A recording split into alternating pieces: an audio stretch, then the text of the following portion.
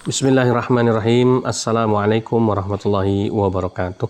Waalaikumsalam warahmatullahi wabarakatuh. Alhamdulillahi rabbil alamin. Wa bihi nasta'inu ala umurid dunya waddin. Asyhadu an la ilaha illallah ilahul awwalin wal akhirin. Wa asyhadu anna Muhammadan abduhu wa rasuluhu shadiqul wa'dil amin. Allahumma salli wa sallim wa barik ala sayyidina Muhammadin wa ala alihi wa ashabihi ajma'in, amma ba'du, fa ya ibadallah usikum wa nafsi wa iyaya bitaqwallah faqad fazal muttaqun. Rabbi a'udzubika min hamazati syayatin wa a'udzubika rabbi ayyahdurun. Shadaqallahul azim. Puja dan puji syukur kembali kita panjatkan kehadirat Allah Subhanahu wa taala atas limpahan nikmat yang luar biasa yang Allah berikan. Semoga ini menjadi pertanda Allah meridhoi setiap aktivitas kehidupan kita dan ibadah kita kepadanya. Salawat dan salam semoga terlimpah tercurah kepada junjungan kita semua, Nabi kita Nabi Muhammad SAW, yang kita cintai dan selalu senantiasa kita ikuti segala macam petunjuknya. Mudah-mudahan kita semua adalah umat-umat Nabi yang berhak mendapatkan syafaatnya di yaumil qiyamah nanti. Baik ya, ikhwah fillah sekalian yang dimuliakan oleh Allah Subhanahu wa taala. Seperti biasa sebelum kita mulai kajian dalam majelis kopi tahajud ini atau kajian diskusi dakwah di mahkota ini, kita awali dengan sama-sama membaca doa terlebih dahulu. Diikuti bersama-sama. Bismillahirrahmanirrahim. Bismillahirrahmanirrahim. Asyhadu an la ilaha illallah. Asyhadu an la ilaha illallah. Wa asyhadu anna Muhammadar Rasulullah. Wa asyhadu anna Muhammadar Rasulullah. Raditu billahi rabba. Raditu billahi rabba. Wa bil islami dina. Wa bil islami dina. Wa bi Muhammadin nabiyya wa rasulah. Wa bi Muhammadin nabiyya wa rasulah. Rabbi zidna ilma. Rabbi zidna ilma. Warzuqna fahma. Warzuqna fahma. Amin. Ya. Baik ya. Pagi hari yang indah ini kita tadi habis membuat syiar tahajudnya. Jadi sebelum urutan acara di mahkota ini adalah bangun di 2/3 malam, kemudian sholat tahajud berjamaah witir baca Al-Quran, kemudian setelah itu kumpul di sini dan kita kemudian mempersiapkan pesan tahajud yang akan kita syiarkan ke grup-grup WhatsApp-nya yang kita kenal ya. Hari ini adalah pesannya itu kurang lebih ya hasil renungan kita ya, yaitu pandemi ini itu kan harusnya semakin membuat orang makin bertakwa kepada Allah, kan begitu ya, makin sadar gitu loh. Oh, kita ditimpa musibah, ditimpa bala bencana ya, berupa penyakit ya yang sudah hampir 2 tahun ini tak kunjung hilang. Nah, berarti kita harus tobat kan ya, semakin banyak yang bertobat. Harusnya semakin ramai yang mengunjungi masjid ya kan, pesantren, yang mencari para alim dan ulama gitu ya, untuk minta nasihat, minta bimbingan kan ya, dan menyatakan bertobat kepada Allah dan minta bimbingan gitu. Nah, tapi kondisinya kok kayaknya tidak seperti yang kita harapkan gitu ya. Sebaliknya, justru pandemi ini semakin membuat orang menjauh dari Allah, kan gitu ya. Justru semakin banyak orang-orang yang lalai kepada Allah. Ya, makin jauh dari masjid, semakin jauh dari ulama kan gitu ya. Sehingga kita khawatir ya, banyak saudara-saudara muslim kita yang lupa jalan kembali kepada Allah kan ya. Tersesat mereka. Nah, makanya kita menyuarakan syiar Islam lewat majelis kopi tahajud ini adalah dalam rangka mengajak kembali kepada saudara-saudara kita dimanapun berada agar kembali kepada Allah. Ya. Kapan pandemi ini akan berakhir? Jawabannya ada pada diri kita masing-masing. Kapan kita sadar untuk kembali kepada Allah? Ya, kalau semuanya kembali pada Allah, teriak minta tolong sama Allah, Allah pasti akan ya membuat wabah ini berlalu. Corona itu gaib, sehingga mintalah sama yang maha gaib kan begitu untuk menghilangkan corona ini. Ya, kita manusia ini adalah makhluk yang kotor, makhluk yang kasar. Makhluk kotor apa? Gosok aja tuh badannya, keluar apanya? Daki, tuh lubang hidung korek keluar, ya, ya. Kuping korek-korek keluar, apa namanya? Kopok. Ya. Itu tandanya makhluk kotor, makhluk kasar. Nah, iya, emang kamu mau disebut makhluk halus? Iya tuh. Berarti manusia ini adalah makhluk kasar. Ya. Kalau marah, enak aja saya disebut makhluk kasar. Ya udah, ya kalau gitu kamu makhluk halus kan gitu aja kan ini. Ya. Ya memang perangai kita adalah kasar, emosian, ya kan, gerutuan, ya, ngedumelan kan begitu, putus asanan, ya macam-macam kan. Nah, ini ya, mudah-mudahan Allah makin banyak memberi hidayah kepada saudara-saudara kita. Amin ya rabbal. Baik ya, kita hari ini akan membahas surat At-Tolak, surat nomor 65 ayat 2 dan 3 yang seperti ditulisin oleh Mas Fajar itu ya. Ya. Ini latihan. Sekarang nulis artinya. Besok lama-lama belajar nulis Arabnya gitu ya. Bertahap ya. Makanya kalau di mahkota ini, sekali lagi di mahkota ini bukan santri-santrinya udah pinter baca kitab ya. Lancar baca Al-Qur'an. Hafalannya banyak.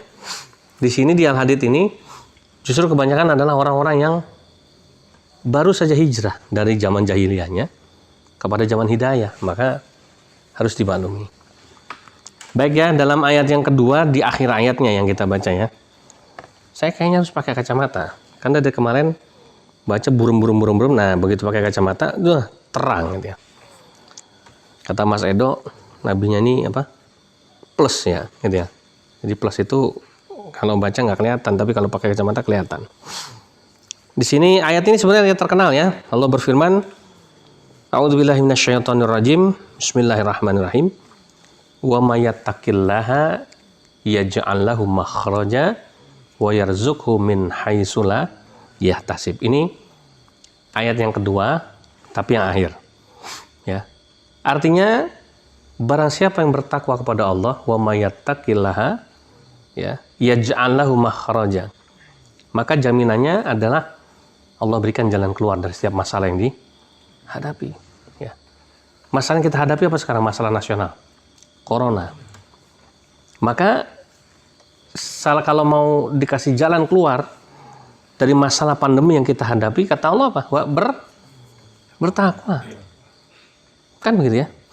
Wa may yattaqillah, siapa yang bertakwa sama Allah, yaj'al lahu makhraja, akan Allah berikan jalan keluar dari setiap masalah yang dihadapi. Yang pertama, yang kedua, wa yarzuqhu min haitsu la yahtasib.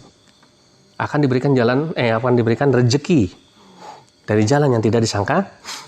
Problem kita sekarang corona, selain coronanya sebagai penyakit, adalah ekonomi.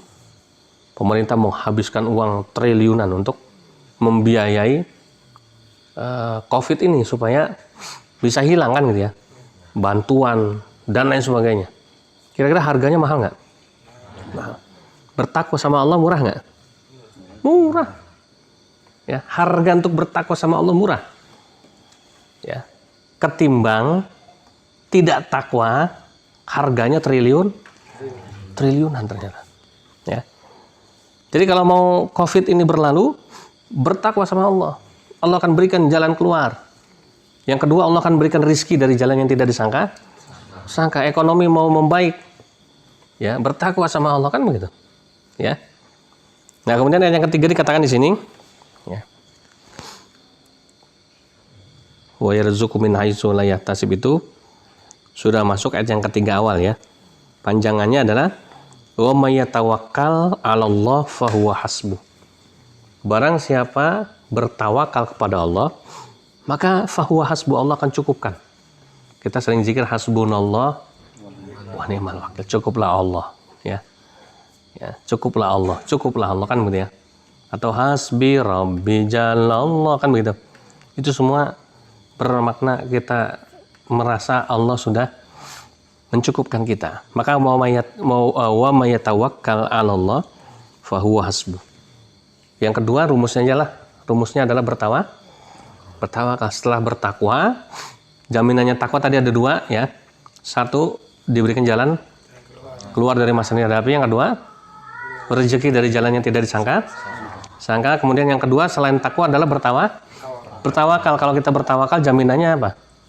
Allah akan cukupkan ya semua kebutuhan. Canggih gitu ya. Jadi ngatasin corona, ngatasin segala macam itu gampang. Takwa dan tawakal. Ya, Masya Allah. Ini Al-Quran yang ngomong ya. Ini sih nggak perlu pakai tafsirnya dulu lah. Pemahaman yang umum aja lah. Pemahaman orang awam aja udah bikin kita senang kan gitu ya. Gimana kalau kita kupas tafsirnya menurut ya kan tafsir dari misalnya jalan lain yang menurut tafsir macam luar biasa, nanti akan tambah indah. Ini mah yang sederhana aja. Ya. Kemudian dikatakan lagi ya. Innallaha balighu amrih. Ya, sesungguhnya Allah itu pasti akan menyelesaikan urusan-urusannya. Jadi yang dikatakan sama Allah tadi, janji-janji Allah tadi artinya akan Allah tunaikan. Allah nggak mungkin ya tidak menyelesaikan apa yang menjadi urusannya. Semua urusan beriman, semua urusan orang yang bertawakal adalah urusannya Allah, diberesin semua. Tenang aja, nggak usah khawatir. Ya, beres. Kita kalau minta tolong sama orang, tolong dong bos, bantu saya. Udah tenang aja, beres. Udah tenang nggak kira-kira? Udah seneng nggak? Ini Allah bilang begitu. Seneng nggak kira-kira? Seneng lah harusnya. Allah udah jamin kok. Ya. Terakhir yang ketiga penutupnya, qad ja'alallahu likulli syai'in qadra. Ya, sungguh Allah telah mengadakan ketentuan bagi setiap sesuatu. Jadi sudah ada ketentuannya. Maka kita patuhi, kita yakini apa yang menjadi ketentuan dari Allah Subhanahu wa taala. Ya, jadi ini ya. Oleh karenanya sangat disayangkan ya. Kalau kita sebagai umat Islam, hambanya Allah, umat dari Nabi Muhammad SAW yang mendapatkan wahyu Al-Quran ini yang disebut sebagai mukjizat terbesar sepanjang masa adalah Nabi kita Muhammad SAW. Maka sangat naif kalau kita mencari petunjuk lain. Kalau kita mencari solusi yang lain. Kalau kita mempercayai janji-janji manusia ketimbang janjinya Allah, betul nggak? Manusia punya janji bisa ingkar, kan? Ya. Tapi kalau Allah yang janji, enggak. Allah katakan di sini, Innallaha balighu amri. Tenang aja, Allah pasti akan menyelesaikan yang menjadi urusannya, kan gitu ya. Beres semuanya. Ya. Oke ya. Itu. Oleh karenanya mudah-mudahan kita semakin semangat, termotivasi. Maka buat kita orang yang beriman pada Allah, orang-orang yang sudah bertobat kepada Allah, pandemi solusinya apa? Satu, bertakwa. Yang kedua, tawakal. Dengan takwa saja sudah dapat dua keuntungan. Solusi dari masalah, rezeki dari jalan yang tidak disangka-sangka. Dengan bertawakal sama Allah, sudah dapat solusi, yaitu Allah akan cukupkan semua yang menjadi kebutuhan kita. Ya. Pemerintah bisa nggak memberikan kecukupan pada kebutuhan kita? Nggak bisa. Ya. Nggak berani, nggak mampu ngeragati kalau bahasa orang Jawa gitu ya. Tidak berani mencukupi semua kebutuhan warganya, penduduknya, masyarakatnya. Kenapa? Terbatas. Ya, nggak mampu. Jadi kita manusia harus mengakui ketidakmampuan kita memang, termasuk pemerintah. Ya. Nah, maka yang mampu mencukupi kebutuhan kita cuma Allah. Yang mampu memberikan solusi dari masalah yang kita hadapi cuma Allah. Bukan pegadaian. Menghadapi menyelesaikan masalah tanpa masalah kan ya. Bukan. Ya, malah kadang-kadang menyelesaikan masalah muncul masalah ya terus gitu ya, nggak kelar-kelar. Gali lubang tutup lubang gitu ya. Oke ya. Ya tapi memang namanya moto perusahaan ya harus begitu ya. Biar orang semangat, boleh-boleh aja lah gitu ya. Oke, itu saja. Kalau ada yang mau bertanya silakan. Kita sekarang formatnya sudah, kemarin sudah Habib bilang ya, akan ada tanya jawab. Ada yang mau nanya silakan. Saya Pak Ustaz. Ya. Assalamualaikum warahmatullahi wabarakatuh. Waalaikumsalam warahmatullahi wabarakatuh. Saya ingin bertanya Abi. Hmm. Nama saya Fajar Sidik Ya. dari Ngawi. Begini, dulu saya pernah gagal menjadi seorang suami atau imam keluarga. Sampai-sampai saya ditinggalkan oleh keluarga saya. Ya. Terus apa yang harus saya lakukan untuk ke depan sebagai muslim sehingga menjadi yang lebih baik? Ya, amin amin. Baik ya. Ya, terima kasih Mas Fajar ya. Jadi kegagalan menjadi seorang imam dalam rumah tangga tentu menjadi hal yang menyakitkan gitu ya. Dan apa namanya? Ini menjadi catatan seumur hidup gitu ya. Tentu ini menjadi keprihatinan kita yang mendalam ya. Kita juga turut prihatin atas ya musibah yang menerima Mas Fajar gitu ya. Tapi oke lah, seperti yang tadi Mas Fajar bilang ya, semua kan terus berjalan ya. Kita tidak bisa kemudian apa namanya itu istilah anak muda sekarang belum move on gitu ya. Nah, bagaimana caranya supaya kita Mas Fajar bisa menjadi muslim yang lebih baik lagi? Ya sebetulnya tadi yang kita bahas tadi ya. Jadi kalau kita bertakwa sama Allah, ya Allah akan memberikan jalan keluar dari masalah yang kita hadapi. Kalau tadi kan yang kita bahas corona, ini kan yang umum, yang semua sedang hadapi. Kalau ayat tadi dibawa kepada urusan pribadi kita, ya juga pas sama. Mas Fajar lebih tahu apa sih problem yang Mas Fajar hadapi, gitu ya. Maka bertakwa sama Allah, ya. Jaga ketakwaan sama Allah. Insya Allah Allah akan turunkan solusi dari setiap masalah itu, kan gitu ya. Nah, bagaimana menjadi muslim yang yang lebih baik? Yaitu tadi dengan menjaga hal-hal yang bisa membuat Mas Fajar tetap menjadi orang yang bertakwa. Ya contohnya karena sekarang alhamdulillah Mas Fajar sedang ada di Pondok Pesantren Al-Hadis, sedang nyantri di sini, ya maka ikutilah semua yang menjadi arahan ya dari para ustadz di sini, para pembimbing di sini. Oh, sholat 5 waktu berjamaah di masjid, ikut ya. Ikuti dulu ya. Nanti kalau sudah mengikuti lama-lama menjadi kebiasaan kan ya. Kalau sudah menjadi kebiasaan lama-lama menjadi apa namanya? Sulit untuk ditinggalkan. Kalau sudah sulit untuk ditinggalkan berarti sudah muncul kecintaan kan begitu ya. Nah, berarti insya Allah Mas Fajar sudah menjadi muslim yang lebih baik. Itu baru sholat loh. Belum misalnya Mas Fajar nanti rajin baca Quran di sini. Kemudian rajin mendengarkan diskusi tentang dakwah, bahkan ikut berdakwah. Bahkan saya mewakafkan seluruh waktu, tenaga saya untuk membantu ya kegiatan di pondok ini, ya, kegiatan dakwah di sini. Wah, itu udah jelas lebih baik lagi. Jadi kesimpulannya gini, ketika Mas Fajar ada di sini, itu berarti Mas Fajar sudah mengikrarkan diri, aku ingin lebih baik. Itu satu. Yang kedua, Mas Fajar di sini bukan baru 1 hari 2 hari. Sudah berapa lama di sini? Hampir 2 tahun. Berarti itu sudah bukti gitu loh. Sudah bukti bahwa Mas Fajar sudah lebih baik. Kalau begitu baru mengikrarkan saya mau nyantri, itu berarti sudah tanda Mas Fajar mau lebih baik. Tapi karena sudah di sini sudah lebih dari setahun, bahkan sudah hampir 2 tahun, berarti Mas Fajar sebetulnya sudah membuktikan diri Mas Fajar kalau Mas Fajar sudah lebih baik daripada sebelumnya ya. Nah, ini mudah-mudahan jadi contoh buat kepala rumah tangga yang lain ya. Siapapun bisa mengalami. Mungkin ada di sini anak-anak korban dari apa namanya itu? Broken home ya istilahnya gitu ya. Seperti misalnya Raka ya. Oh enggak, bapak ibunya kemana? Di Ganti Warno. Masih sama-sama? Enggak, Ibu.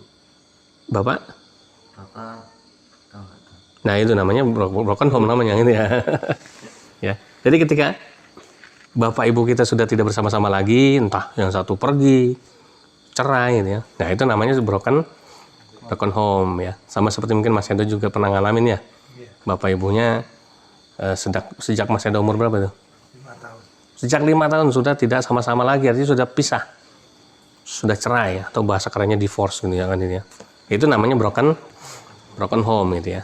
Nah, mudah-mudahan ke depan Mas Fajar mendapatkan ganti yang lebih baik ya dari musibah yang diterima. Ganti lebih baik itu bukan berarti dapat bini yang lebih baik, bukan. Siapa tahu ya, mudah-mudahan keluarganya bisa kembali lagi kan gitu ya. Wallahu a'lam bishawab. Kita semua minta sama Allah yang lebih baik lagi gitu ya. Oke ya, Mas Fajar ya. Mudah-mudahan tetap istiqomah. Yang kedua silakan ada lagi. Oh, Mas Arif udah siap. Silakan. Assalamualaikum warahmatullahi wabarakatuh. Assalamualaikum warahmatullahi wabarakatuh. Saya Arif Marcel Aswad dari Kupang NTT. Saya sebagai mualaf ingin bertanya Ustadz. Jadi saya sekarang lagi proses belajar. Jadi saya minta nasihat karena banyak teman-teman saya di luar sana gagal move on. Dan saya sangat prihatin terhadap mereka, Ustaz. Teman-teman mualaf maksudnya? Iya, teman-teman mualaf saya di luar sana. Ya, jadi udah jadi ini ya, istilah baru ya. Gagal move on. GMO gitu ya. Ya, jadi gini Mas Arif ya, memang kita harus memberikan apresiasi sama Mas Arif. Sebagai mualaf yang baru 3 tahun, tahun 2017 berarti hampir 4 tahun ya. Hampir 4 tahun jadi Islam. Perjuangannya hanya untuk belajar Islam ini luar biasa. Bahkan sampai akhirnya berlabuh di pondok pesantren Al-Hadid ini.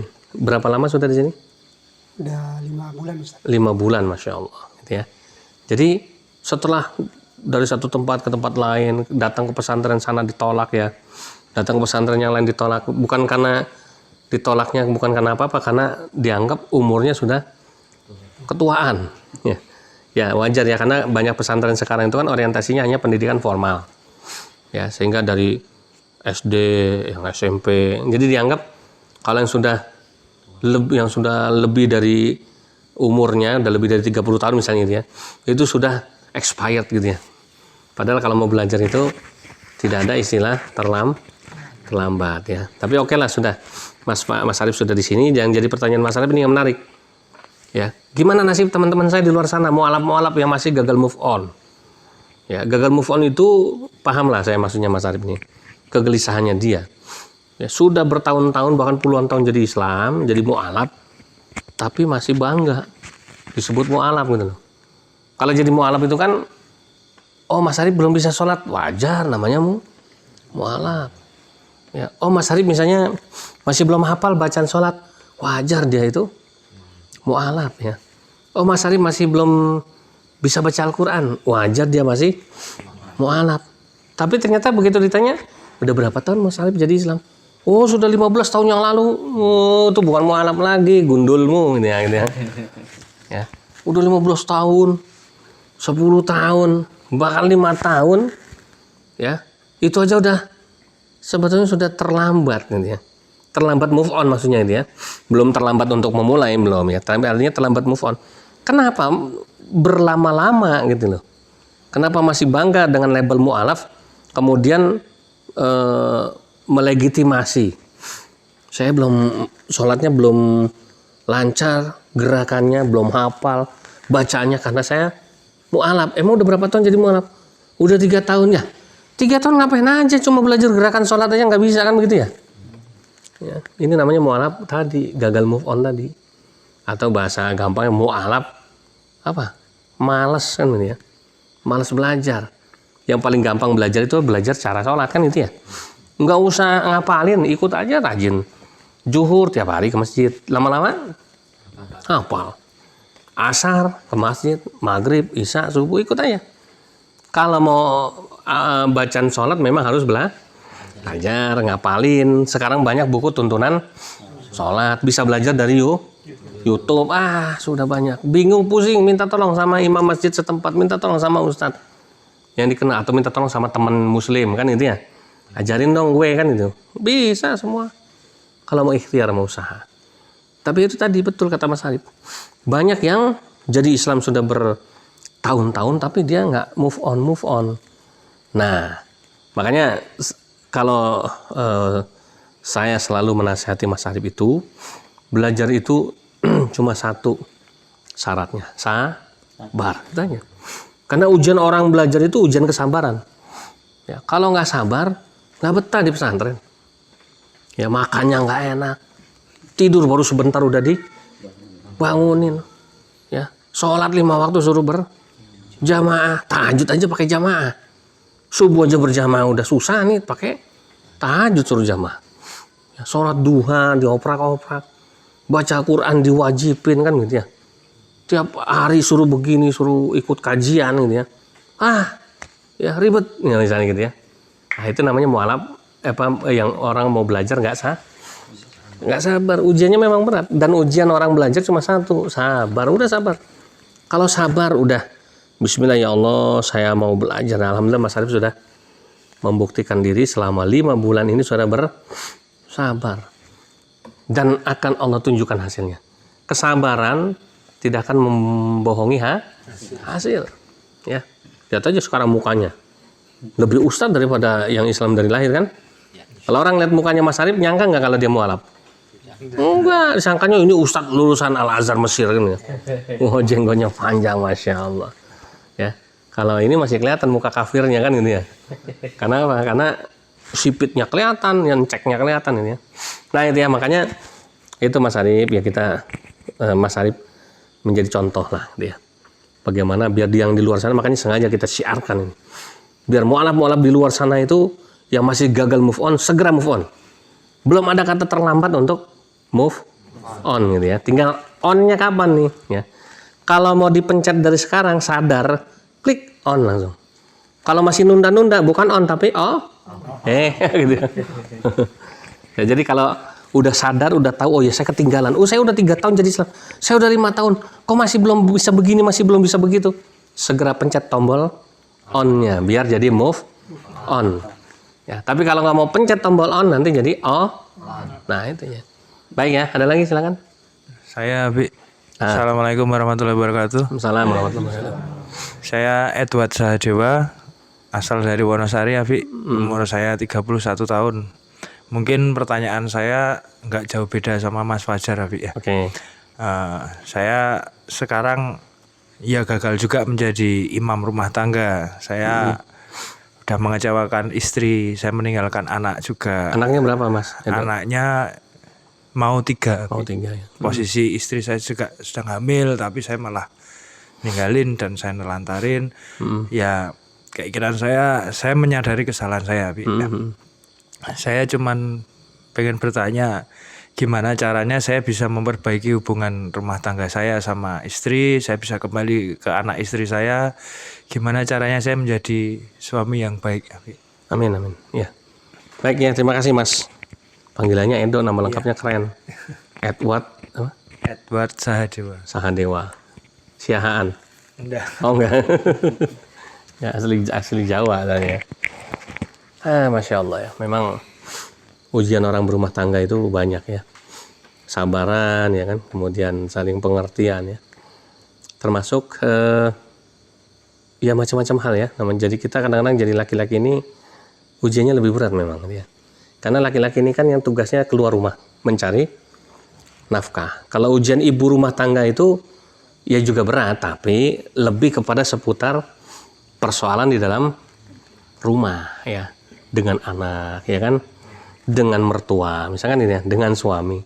Kalau suami ini wah setannya lebih banyak karena dia di luar ya, dia harus nyari nafkah keluar, ketemu perempuan cantik di jalan, ujian nggak?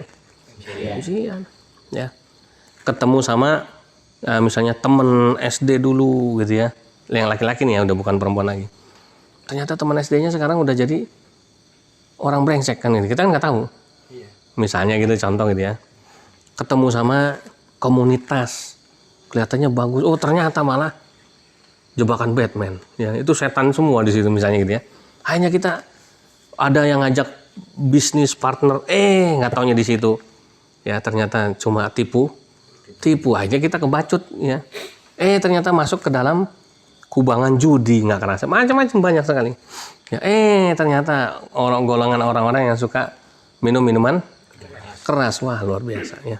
Makanya setiap kali kita mau keluar rumah, para suami itu disuruh berdoa dulu ya. Mohon doanya istri, doanya anak, mohon kepada Allah supaya dapat perlindungan karena cobaannya luar biasa ya. Nah, apa yang dialami sama Mas Edo kegagalan itu kan faktor-faktornya karena faktor eksternal tadi ya. Bukan dari faktor di dalam rumah ya. Namanya istri menunggu suami pulang kan gitu ya. Berharap semoga suami pulang bawa rezeki ya kan. Kemudian berharap suami pulang bisa memberi kebahagiaan, kabar gembira kan begitu. Sehingga ini memang faktor-faktor yang ya harus kita sama-sama maklumi juga gitu ya, bahwa apa yang diinginkan oleh istri, sekeras apapun istri kita, ya semarah apapun, sekecewa apapun istri kita, itu adalah bagian sebetulnya dari tanda cintanya dia kepada suaminya ya. Dan apapun yang terjadi dengan rumah tangga kita itu kesalahan imamnya. Ya, sebagai pemimpin rumah tangga, yang salah bukan anak kita, yang salah bukan istri kita, yang salah adalah kita sebagai pemimpin. Kenapa? Karena besok di akhirat, ya Rasulullah kan pernah bersabda ya, kullukum ra'in wa kullukum mas'ulun an ra'iyatihi. Setiap kamu adalah pemimpin dan kamu akan dimintai pertanggungjawaban. Suami pemimpin bagi anak istri dan besok akan dimintai pertanggungjawaban. Nah, oleh karenanya alhamdulillah kita bersyukur, kita sambut Mas Edo yang kemudian mau bertobat, kemudian mau akhirnya menyerahkan diri kepada Allah. Daripada menyerahkan diri ke polisi, daripada menyerahkan diri kepada setan, menyerahkan diri kita kepada teman, ya nggak akan ada habisnya. Tapi menyerahkan diri kepada Allah akan membawa kabar gembira kan ya. Menyerahkan diri kepada Allah akan memberikan solusi. Maka mudah-mudahan nanti kan ada proses ya. Kita juga akan bantu Mas Edo untuk bisa menjelaskan kepada istri tercinta ya, bahwa suaminya di sini tidak sedang main-main, tidak sedang pura-pura, tidak sedang bersandiwara, tidak sedang jadi aktor ya, tapi betul-betul ya menjadi hamba Allah, yang menjadi umat dari Rasulullah yang ingin kembali bertobat kepada Allah dan ingin kembali kepada anak dan istri tercinta. Ya, insya Allah ya, dengan bantuan dari teman-teman yang ada di sini, doa ya, istri dan anak bisa menerima kembali gitu ya, dan bisa rukun lagi ya, kita harapkan ya. Ya syukur-syukur bawa anak istrinya biar tinggal di sini kan gitu, sama-sama ya, bikin rumah ala kadarnya di sini, sama-sama tinggal, bisa ibadah bareng-bareng kan gitu ya. Jangan sama Mas Egi ini sama anak dan istri tercinta ya. Itu ya Mas Edo ya, tetap semangat, mudah-mudahan Allah Subhanahu wa taala memberikan ini ya, pertolongannya buat kita semua ya. Baik, ikhwah fillah rahimakumullah. Demikian ya kayaknya untuk diskusi dakwah kita pada pagi hari ini, cukup menarik. Ya, mudah-mudahan ini menjadi penyemangat buat kita semua. Dan kita tetap bisa istiqomah. Ini Gunung Kidul belakangan ini cuaca cukup ekstrim ya, dingin sekali. Tapi alhamdulillah kita semua, kalian semua ya masih tetap hebat ya, masih istiqomah menahan hawa dingin, hawa ngantuk untuk bisa salat tahajud, salat malam, kemudian mengikuti kajian-kajian kita ya. Baik, sebelum kita akhiri seperti biasa, karena sudah ada menu kopi pahit di hadapan kita ya, kita ajak teman-teman pemirsa di rumah untuk bisa ikut ngopi bareng. Ini kopi pahit ya, menunya gantian ya. Kita baca bismillahirrahmanirrahim.